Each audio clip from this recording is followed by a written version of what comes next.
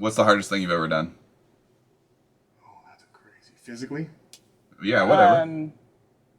That you're comfortable talking about on air. Right. I mean, Yeah. you guys know a little bit about some of the things I've gone through.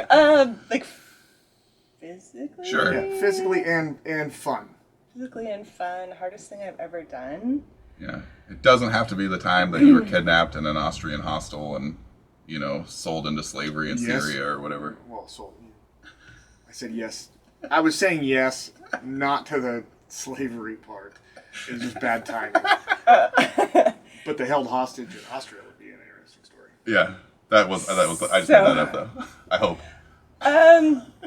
A story does come to mind. I don't know if it's like the hardest thing I've ever done, but it was kind of a moment of like power through.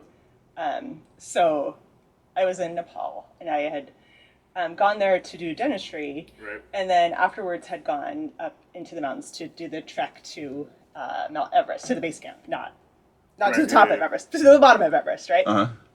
Like day 9. So I'm with a guide. And we were almost to base camp, like the tents were in sight. Mm-hmm. But the oxygen at that point is so thin that you're just so exhausted and your mind doesn't even work right anymore. We're almost at, I think, like 18,000 feet. And I literally sat on the ground. I just stopped and I sat down on the ground. And I told my guide, I said, I'm too tired to keep going. I'm just going to die here. I'm ready to turn on. Like, literally, we'd been on foot for 9 days. Yeah. And it's like right over there. Like, it was within sight.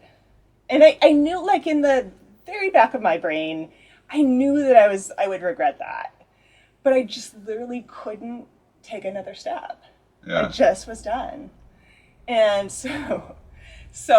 and he was a native Nepalese, and I was saying, am I letting you down? And he didn't really understand that concept. And so he just kind of sat next to me. And we were there for like 20 minutes, just kind of not really doing anything. And then it was just, I guess, meant to be. Along the trail walks along this other Nepalese guy. And they stop and talk. And they're talking in their language. And I'm just not even paying attention just because I don't have the energy to even do Try anything. to suss out what's going on. I'm just so done. And, they talk for like 5 minutes. And then the guy continues on. And my guide looks at me and says, literally, he goes, that was my cousin. And he goes, he's a cook for a Japanese climbing expedition. He just told me, hey, bring your client up to base camp and I'll make you guys lunch. Yeah.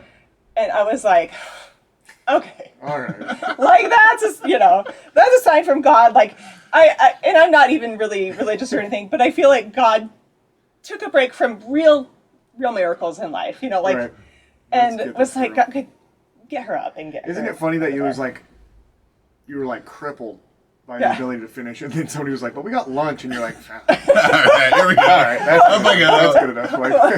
Like how many people in life just needed lunch at a moment? Right? Cross the finish line. I know. So yeah, I went into base camp and had lunch, and it was really cool.